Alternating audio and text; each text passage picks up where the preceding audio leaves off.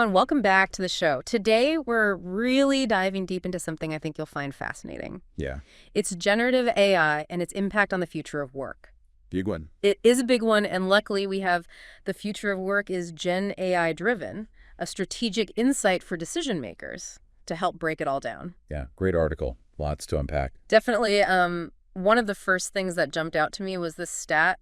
By 2025, 75% of the workforce will be using AI in some way. Yeah, see, that's what I mean. It's not just a small group anymore. It's becoming the new normal for everyone. Right. Like this is across industries, across job roles. It's really everywhere you look. And here's the thing. It's not just about, robots taking our jobs. Right. Which is like the big fear. Exactly. It's about how AI can actually help us do our jobs better, more efficiently. So it's more like AI augmenting human capabilities. It's exactly a true partnership, Yeah. A collaborative work environment. I like the sound of that. But are there any real world examples of this actually working?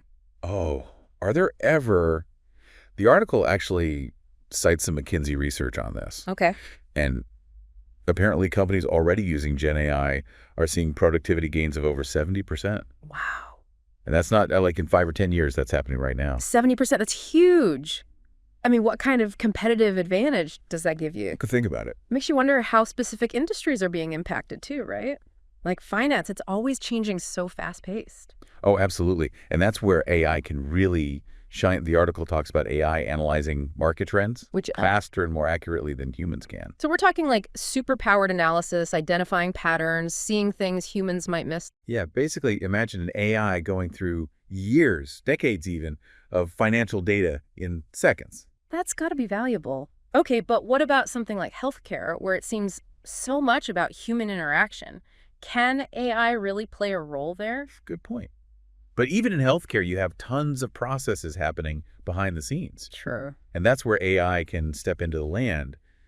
The article talks about AI being used for scheduling, for example, Okay. for resource allocation, even for predicting equipment maintenance. Interesting. And by streamlining all that, AI frees up healthcare professionals to spend more time with patients. So it's not replacing doctors or nurses, it's helping them be more efficient. Exactly, which Yeah. means potentially shorter wait times, more efficient use of resources all around. Which ultimately benefits everyone, right? Patients included. Exactly. And this kind of optimization, it's not just limited to finance and healthcare either.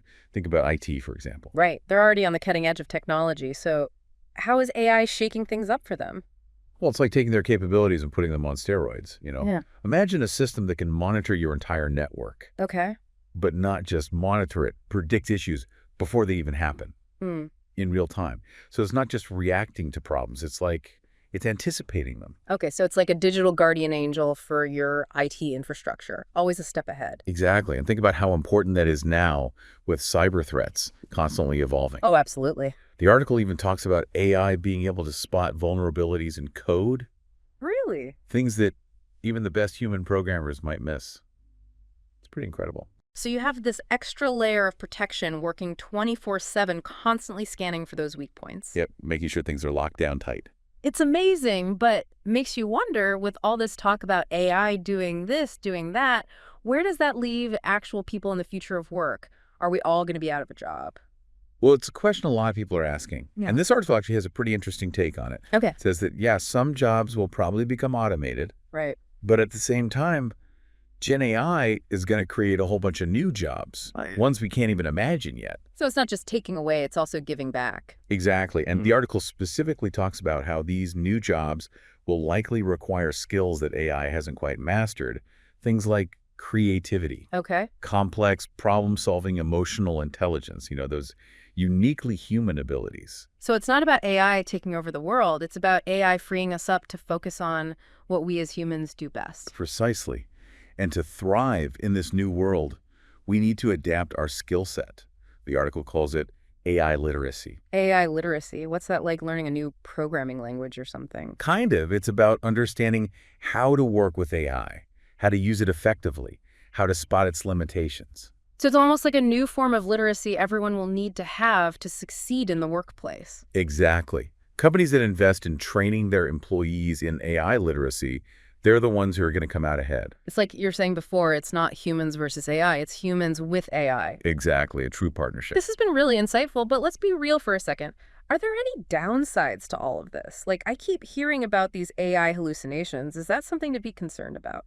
Yeah, I can see why that would sound a little freaky. Because it kind of does. Essentially, it's when an AI generates something that's just plain wrong or nonsensical. So it's like AI making stuff up. In a way, it's a reminder that as advanced as AI is, it's still in its early stages and it's not perfect. That's a little unsettling, especially if we're talking about things like finance or healthcare, where accuracy is critical. You don't want AI making stuff up with people's money or their health on the line.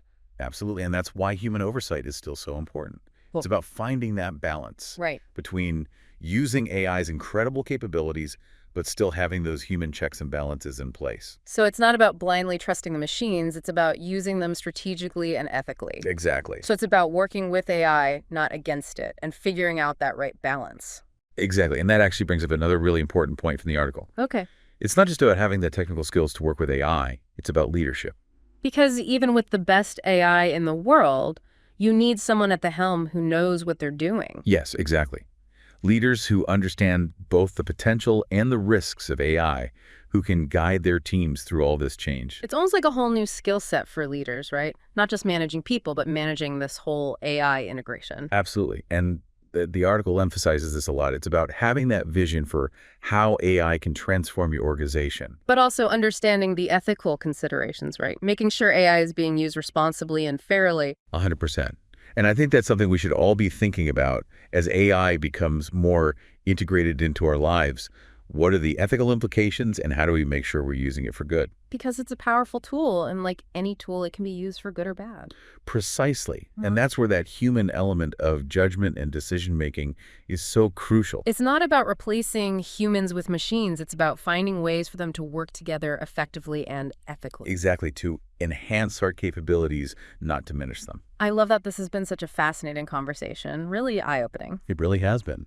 But if we had to boil it all down to one key takeaway for our listeners, what would you say it is? That's a good question. I think the biggest thing is to just stay curious Curious about. about everything. This field is moving so fast. What we know today might be outdated tomorrow. So embrace that constant learning. Keep asking questions and don't be afraid to experiment. Because the future of work is being shaped right before our eyes. And those who are willing to learn and adapt are the ones who will thrive. Absolutely well said.